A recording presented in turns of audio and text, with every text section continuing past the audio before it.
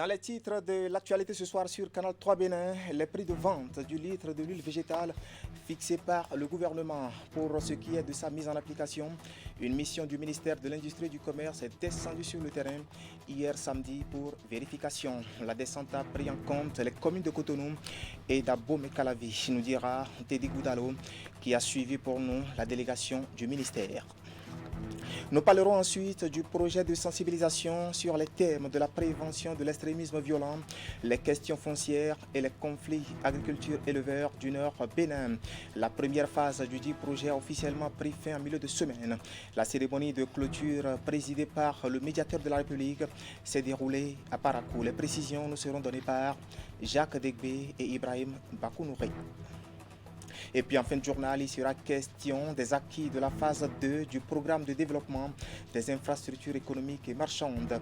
Eh bien, les acteurs de ce projet se sont concertés pour contribuer, et bien sûr, à son développement. C'est à la faveur d'un atelier initié par l'ONG néerlandaise CNV. Il s'est déroulé dans les communes de Kalalé et de Niki, au nord du Bénin. Nous dirons bien sûr nos collègues du Borgou et bien sûr de l'Atakwa. Voilà pour le sommaire. Bien bonsoir et bienvenue à notre grande édition du soir de ce dimanche 5 juin de l'année 2022. Pour commencer cette édition, les prix de vente du litre de l'huile végétale fixés par le gouvernement pour ce qui est de sa mise en application, eh bien, une mission du ministère de l'Industrie et du Commerce est descendue sur le terrain hier samedi pour vérification. La descente a pris en compte les communes de Cotonou et d'Abomey-Calavi. Teddy Goudalo a suivi la délégation en ministériel. Voici son compte rendu. Maintenant, vous vendez ça à combien? Je vends ça à 1500. 1500, 1625 ou encore 1850 francs CFA. Voilà les prix auxquels le litre de l'huile végétale est cédé aux populations dans les quelques supermarchés sillonnés. C'est le constat fait par une mission de contrôle du ministère de l'Industrie et du Commerce ce samedi 4 juin 2022. Est-ce qu'on sait si le gouvernement a plafonné le prix? Oui, moi je sais que le gouvernement a plafonné le prix. Est-ce que c'est respecté ici? Non, ce n'est pas respecté. Il ressort donc que ces commerçants pratiquent une majoration illicite de prix, contrairement à l'arrêté du gouvernement qui fixe le prix de l'huile végétale à 1300 francs CFA. Comme vous le savez, le 19 mai, le gouvernement de notre pays a pris un arrêté pour plafonner le prix de l'huile végétale raffinée à 1300. Donc il est de bon ton que nous passions dans les supermarchés, dans les grandes surfaces, pour voir est-ce que ces mesures-là sont respectées. Dans le lot des points de vente parcourus, certains responsables ont affiché leur hostilité vis-à-vis de la presse qui accompagne l'équipe du ministère. Est-ce que je peux vous expliquer? Non, je dois catégorique. que je ne vous explique rien. Que je ne vous explique rien. vous plaît. La mission là est médiatisée. Je n'ai pas venu aller demander à la presse, attendez-moi. Je viens causer avec le promoteur et dire c'est bon maintenant. Presse, vous pouvez venir. Pour cette mission là, ce n'est pas ça. Face aux irrégularités enregistrées, des convocations sont adressées à 4 supermarchés. Et ces opérateurs que nous appelons entre griffes indélicats, c'est-à-dire qui ont refusé de respecter l'arrêté pris par le gouvernement, vont subir, comme le test même l'a dit, la rigueur des tests en vigueur. Le gouvernement tient au respect de l'arrêté qui fixe le prix de l'huile végétale, ce qui justifie cette descente inopinée. De cette descente, il en aura régulièrement pour décourager les commerçants illégaux, rassure le responsable de la mission. Maintenant, ce que moi je me demande d'abord. Voilà, les candidats à la spéculation sont donc avertis.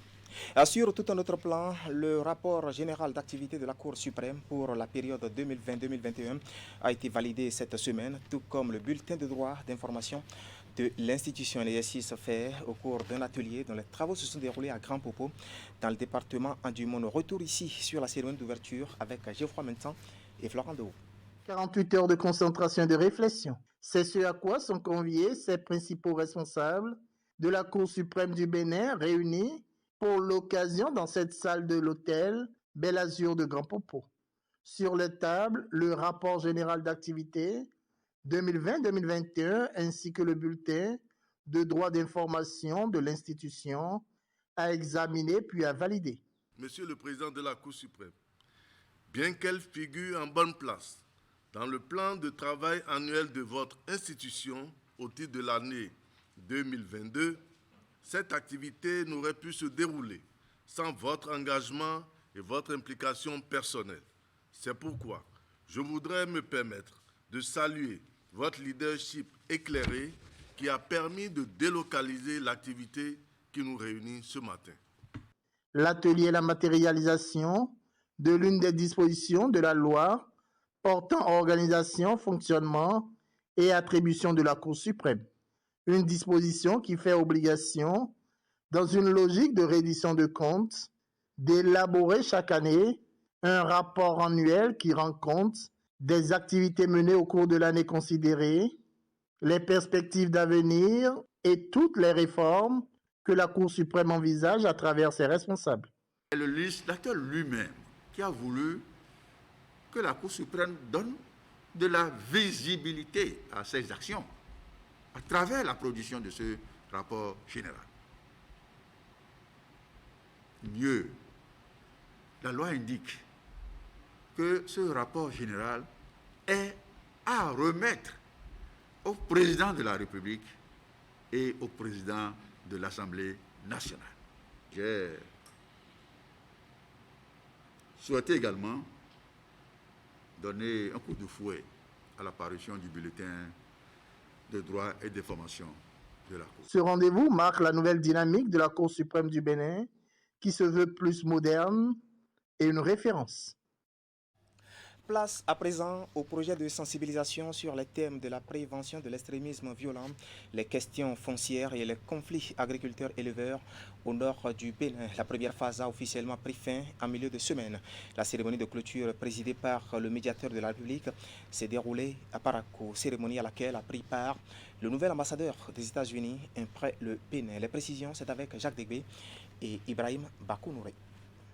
Le projet mis en œuvre par le médiateur de la République vise à renforcer la cohésion sociale et sensibiliser les populations sur la prévention de l'extrémisme violent. Financé par l'USAID à travers le programme régional d'appui aux pays côtiers PRAPC, il a été expérimenté pour cette première phase dans 3 départements du Nord Bénin, à savoir la Libori, la Takora et la Donga. Les objectifs visés par cette campagne étaient de sensibiliser les populations en vue de les aguerrir contre les risques potentiels du phénomène de l'extrémisme violent et promouvoir les valeurs du vivre ensemble et de la cohésion.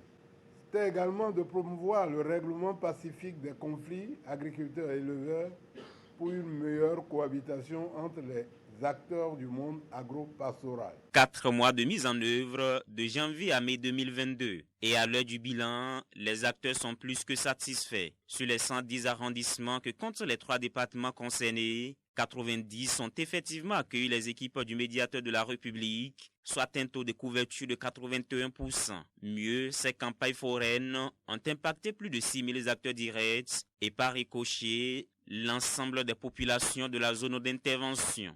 Tout en nous satisfaisant des résultats obtenus, l'une des leçons apprises de ces audiences foraines est la soif des populations pour un dialogue accru avec les autorités. Nous restons donc conscients qu'il y a encore du travail à faire.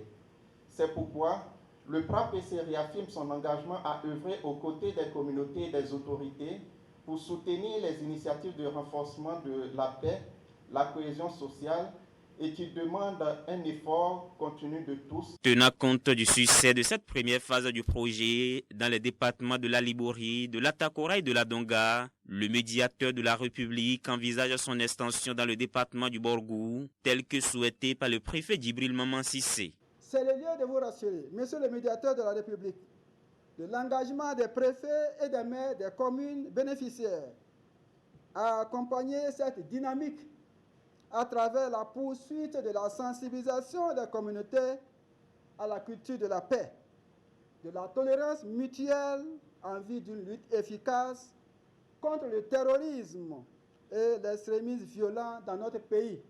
Le gouvernement des États-Unis est fier de se tenir à vos côtés alors que nous travaillons à construire un Bénin plus sûr, plus sain et plus prospère. La cérémonie a pris fin par une photo de famille et les salutations d'usage. Le rendez-vous est pris pour la seconde phase du projet.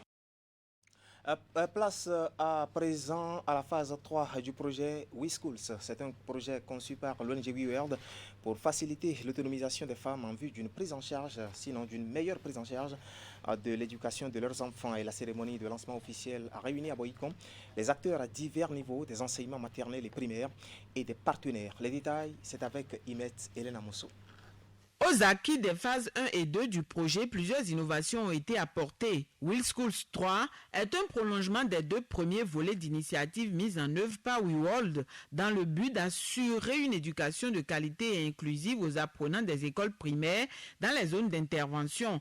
À cet atelier qui consacre le lancement des activités, les différentes parties prenantes se sont retrouvées pour une présentation du programme. En plus de la sensibilisation et de la promotion des droits des enfants, WeWorld élargit ses actions à la protection de ces derniers. C'est un nouveau domaine pour nous, donc c'est un secteur nouveau, mais on est vraiment intéressé à ça, parce qu'il n'y a pas d'éducation si les droits ne sont pas respectés. Et vous avez vu les femmes qui exposent l'argent, comment dire, dans la cour de l'école, qu'elles seront formées à la gestion financière. On va les accompagner à ouvrir des comptes dans les SFD et aussi les accompagner dans le processus de leur reconnaissance officielle. Également au niveau des formations, nous avons maintenant responsabilisé les chefs de région pédagogiques et les conseillers pédagogiques pour maintenant assurer la formation sur l'intégration du jeu au niveau de nos différentes écoles. L'organisation dans cette troisième phase pense aussi déjà à la pérennisation du projet. Les cibles sont les apprenants des écoles primaires dans 8 communes des départements du Zou et des Collines. Avec le soutien de ses partenaires depuis plus d'une dizaine d'années déjà, WeWorld, à travers ce projet, s'est attelé à faire construire dans les écoles bénéficiaires des infrastructures. Des matériels didactiques et ludiques ont été offerts. L'organisation s'est aussi illustrée dans la formation et le recrutement d'enseignants. Et au nom de toutes les communes, territoires d'intervention de WeWorld, au nom de nos populations, de nos conseils communaux respectifs et à mon nom propre, je voudrais renouveler un remerciement et témoigner de notre implication solidaire. Si vous avez pu vous battre pour que la phase 3 devienne une réalité aujourd'hui, ça veut dire que les objectifs de la phase 2 ont été atteints.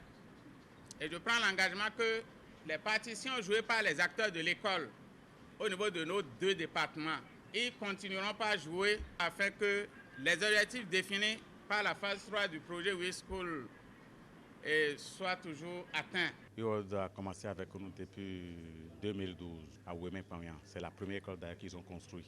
Aujourd'hui, l'école compte 618 élèves à cause des bienfaits de WeWorld. Ceux qui ne travaillent pas bien, WeWorld les classe encore à part et ils ont pris des répétiteurs pour eux. Tous les mercredis soirs et les samedis, on prend cela en charge. Les résultats de WeSchools 1 et 2 ayant été concluants, les acteurs à divers niveaux impliqués, de même que les autorités communales et départementales de l'enseignement primaire, ont profité de l'occasion pour réitérer leur engagement à accompagner WeWorld dans cette nouvelle aventure afin que les objectifs fixés soient atteints. Voilà un compte rendu signé Imet Elena Mousso. La ministre des Affaires sociales et de la microfinance est en croisade contre les grossesses en milieu scolaire. Cette semaine, Véronique Toinfodé Mewanou, puisque c'est d'elle qu'il s'agit, a mis le cap sur le département du Koufo. Le collège d'enseignement général numéro 1 de Koulekame et celui de Dougbo l'ont reçu pour cette campagne de sensibilisation sur les mesures de prévention contre le phénomène et surtout les attitudes à adopter pour passer des vacances sans grossesse. On va faire le point avec Geoffroy Mentan et Florent Dou. Pour mieux se concentrer, aller au bout de ses études. Véronique Toinfodé, ministre des Affaires sociales et de la microfinance, est ici au CG1 Koulekame en pleine séance de sensibilisation d'élèves. Le sujet, les mesures de prévention contre les grossesses en milieu scolaire et les attitudes à adopter pour passer des vacances sans grossesse. Quand on est jeune, on est pressé d'aller aux choses qui sont les choses des adultes, les rapports sexuels notamment. Et ça, vous devez savoir qu'une sexualité non responsable va conduire inévitablement à certaines conséquences. Et il ne faut pas alourdir vos pas. Il faut vous laisser la possibilité de réussir votre avenir. Et c'est ici que ça se passe. C'est dès maintenant que ça se forme. Dans 10 ans, 15 ans, ce sera trop tard et vous ne pouvez pas revenir en arrière. La séance est la poursuite d'une campagne de sensibilisation pour la prévention des grossesses précoces, mariages forcés et l'autoprotection contre les violences. Une campagne entamée depuis 2 ans et qui a permis, outre Koulekamé, à la ministre d'effectuer durant cette journée du jeudi 2 juin 2022 le même exercice au CEG Dogbo. Tout ce qui concerne le harcèlement sexuel, je veux dire, les attouchements, tout ce qui concerne les viols, les mariages précoces. Nous savons que dans ce département, il y a malheureusement encore des cas d'enlèvement, de séquestration des filles pour les mettre en mariage forcé. Vous le savez, vous entendez parler de ça, mais c'est criminalisé. Dorénavant, lorsque nous entendons cela, même s'il n'y a pas de poursuite par la famille, l'Institut national de la femme qui a été réformé par le gouvernement est là pour pouvoir poursuivre ces personnes et les sanctionner lourdement. Cette descente sur le terrain aura été une occasion pour la ministre et son staff de faire le suivi des impacts du projet à Gbazaché dans le département du Koufo. J'aimerais aussi résumer en disant aux filles de prendre soin de leurs études, de laisser l'acte sexuel de côté parce que ça ne donne rien de bon. Vu l'intérêt que ces filles-là ont pour le message qui est en train de passer, nous sommes vraiment contentes que la cible a été atteinte. Des directeurs de collège, des enseignants ainsi que des élus communaux se sont engagés à servir de relais à cette sensibilisation. À Parakou, les populations en savent désormais un peu plus sur les notions et implications de la police communautaire. Le concept leur a été expliqué par une équipe mixte police et Nabel et c'est à la faveur d'une campagne de sensibilisation grand public organisée en milieu de semaine. Un exercice qui entre dans le cadre de la mise en œuvre du projet d'appui à l'opérationnalisation de la police républicaine. Compte rendu, Lukman Orucheou. Le parc de Niman, dans le 2e arrondissement, est la première étape de cette campagne de sensibilisation sur le concept police communautaire à Parakou. Une descente qui s'inscrit dans le cadre de la mise en œuvre du projet d'appui à l'opérationnalisation de la police républicaine, coordonné et exécuté par l'Agence belge de développement ENABEL, avec des objectifs bien déterminés. Le premier est relatif à la mise en œuvre et au développement du concept de police communautaire au Bénin. Le deuxième résultat, c'est la lutte contre la cybercriminalité. Le deuxième résultat, c'est l'appui et au renforcement de la gestion des ressources humaines au niveau de la police républicaine. Et le quatrième résultat, c'est la professionnalisation de la communication. Après cette séance grand public, cap est mis sur l'université de Parakou. Ici, les étudiants principaux participants sont entretenus sur les mêmes notions mais peu connues des populations. Le concept, c'est le concept de police communautaire mais qui a des principes et ces principes naturellement sont contenus dans l'acronyme PRIOR où nous avons le P comme le partenariat, le R comme la résolution des problèmes, le I comme l'implication responsable, le O comme l'orientation externe et le R comme la redevabilité. En fait, ça permet à la police de pouvoir mieux connaître la nouvelle méthode de fonctionnement, la nouvelle stratégie de travail pour que les populations puissent quand même épouser désormais notre approche afin de pouvoir nous aider dans la coproduction de sécurité. Convaincu de la nécessité de collaborer avec la police républicaine, le monde estudiantin ainsi que les usagers de la gare routière se sentent concernés par la lutte contre l'insécurité dans une nouvelle approche de la force publique qui se veut désormais plus proche des populations. Là, on aura le feu vert. On n'aura plus peur de dire il y a ci, il y a ça dans tel endroit. La sécurité, c'est surtout la population.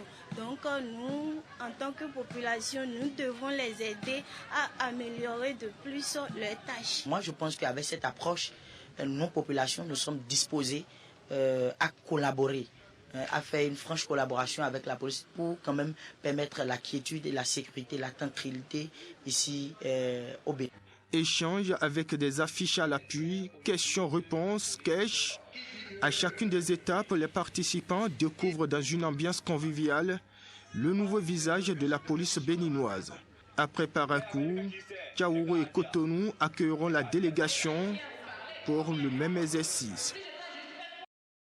Voilà, avant de mettre fin à cette session d'information, eh bien, les acquis de la phase 2 du programme de développement des infrastructures économiques et marchandes. La question était au cœur d'un atelier initié par l'ONG néerlandaise SNV pour contribuer justement à la dynamisation de l'économie locale et l'économie financière des communes par la réalisation et l'exploitation des infrastructures économiques rentables. Un exercice précédé bien sûr d'une descente sur 2 sites situés dans les communes de Kalalé et de Niki. C'est au nord du Bénin. Reportage. Les résultats du programme de développement des infrastructures économiques et marchandes PDM2 passés à la loupe. C'est au cours de cet atelier qui a réuni les acteurs des communes bénéficiaires de ce programme de la coopération suisse à Ndali ce jeudi 2 juin 2022. Ici, il est question de revenir sur les acquis du PDM. L'expérience de la deuxième phase est édifiante parce que les communes bénéficiaires ont commencé par mettre en place des structures de gestion qui rassurent le bailleur et qui aujourd'hui nous permettent d'être confiants que même à la clôture de ce programme, la question de la durabilité, de la pérennité de nos investissements donc est assurée. Cette appréciation tire sa source de la visite guidée des sites du marché à bétail de Derassi à Kalalé et celui de Ouenra dans la commune de Niki la veille. Sur le terrain, le constat saute à l'œil. Le PDM a véritablement contribué à la dynamisation de l'économie locale et l'autonomie financière des communes par la réalisation et l'exploitation des infrastructures économiques rentables.